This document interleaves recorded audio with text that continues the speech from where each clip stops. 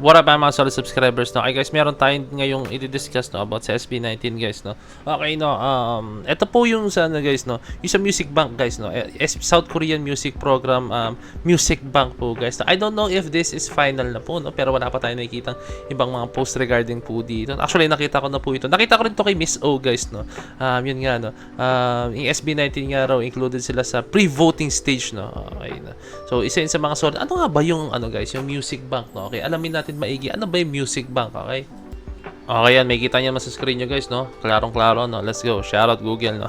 Yan, Music Bank is a South Korean music show featuring K-pop artist performances to promote their latest songs and albums. So, more on ano pala siya sa mga K-pop artists, no? So, nakakatuwa kasi, guys.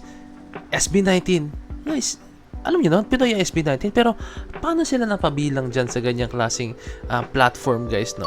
Isa lang masabi ko dyan, I think napansin sila dahil meron sila talagang angking talento talaga pagdating po talaga sa pop music po guys. Alam niyo naman guys, ang K-pop pagdating sa pop music talaga, correct me if I'm wrong na lang, no? Pero sila ang number one ngayon pagdating sa pop music, no? Correct me if I'm wrong lang guys, Kasi guys, isipin nyo, marami na po mga pop music before, no? Pero yung generation ngayon guys, grabe yung kaputukan ng pop music dahil po sa K-pop po talaga guys. No? Ibang level po talaga yung binibigay ngayon ng K-pop music po talaga guys, no? Kaya very big shoutout syempre sa ating mahaliman, no? Kasi napansin sila sa mga ganyang klaseng banda.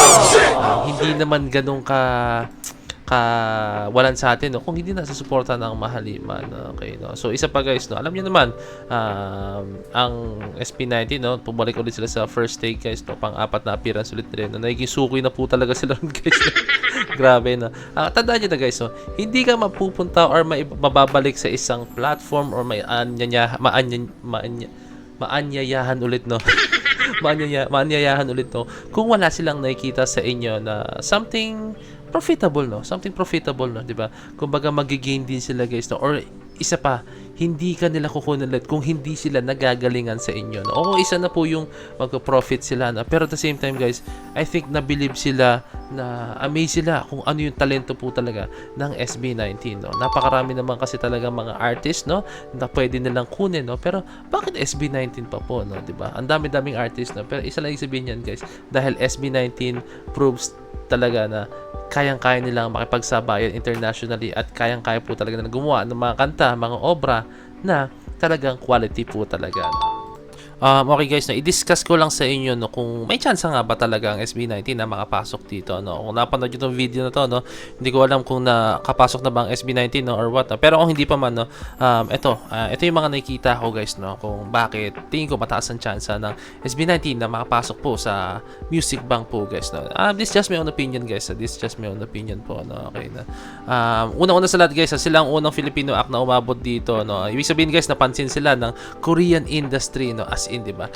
Ibang level yun guys. Pag napansin ka talaga ng Korean industry, tandaan nyo, ibang level po yun, no? Okay na. And at the same time guys, ang SB19, lumalaki ang presence nila, no? World tours, yung mga international events na ginagawa nila guys, no? At saka yung global fan base talaga nila guys. Isang malaking plus yun para sa mga Korean shows or sa pop music, K-pop music, no? I mean sa K-pop industry sa Korea guys, no? I mean pop music sa Korea, no? Pareho lang yun. Let's go. Okay, no. Actually guys, no, trending talaga ngayon sa ang mga non-Korean artists, no, sa kanilang mga music programs, no. Yan, kasi bukas na sila sa mga foreign acts dahil yun nga, 'di ba? Alam niyo naman K-pop guys, no. Global na po talaga sila, as in yung reach po talaga ng K-pop, no, as in kailan talaga all over the world, no. Alam niyo yung mga term na ay ano ba yan? K-pop. Yung mga tambay, no, or yung mga alam niyo na, yung mga walang alam, no. Ano ba yan? K-pop. Ganun ka, doon naman sabi guys, sa sobrang ano po talaga ang K-pop po, no? Okay, no? Ano ba sa tingin ko yung mga para magiging hadlang guys, no? Magiging hadlang, no? Para kung sakali mang dahilan kung ba't hindi sila makapasok, no? Yan, syempre, una sa lahat, no? Syempre, kailangan pa ng official invitation po guys, no? Galing sa Music Bank po guys. Syempre, hindi ka naman pwede makapasok doon kung walang invitation guys. Ano yan? Pilitin mo sarili mo, no? Pero mukhang hindi malabo guys na mangyari naman yan guys, na magkaroon sila ng invitation, no? And syempre, yung scheduling, yung travel, yung arrangement, kailangan pagplanuhan po lahat yan guys. Hindi yan pwede na isang click guys. Ay, bukas na, tara, attend na tayo dyan, salihan natin yan, no? Ayan guys, Maraya pa yan guys, no?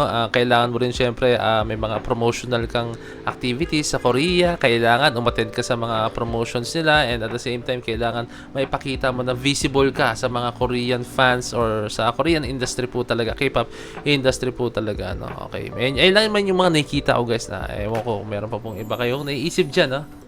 Okay guys, no. Ano bang dapat mangyari para sila ay matuloy doon sa Music Bank, no? Okay guys, no. Ito lang ay this just came from a source guys, no. Let's go. Shout out sa'yo, let's go.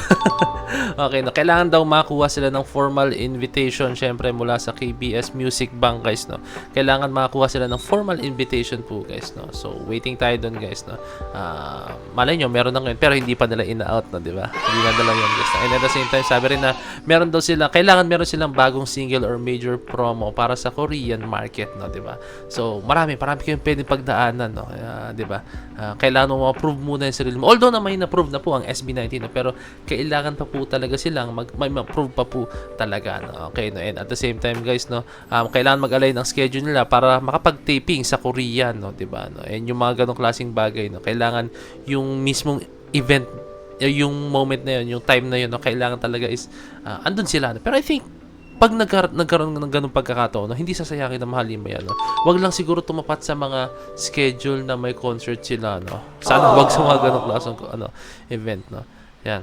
And yan, mas makita ng KBS na may support sila mula global fans at Korean listeners, no. At the same time, guys, no, syempre ang gusto nila is mas makilala yung show nila, mas makilala lalo yung kanilang platform, guys, no. So kailangan maging mapansin nila na visible ang Mahalima locally sa Korea, at the same time in global, guys, internationally, guys, na kailangan maging visible ang SB19, no.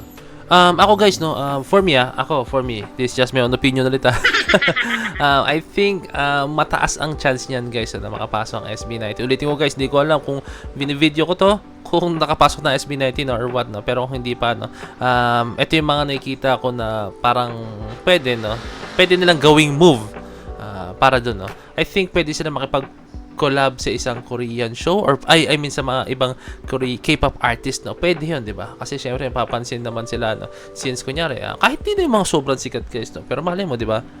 Let's go. Malay mo, pwede naman, 'di ba, no? Kaya naman 'yan, 'di ba? No? Let's claim it, no.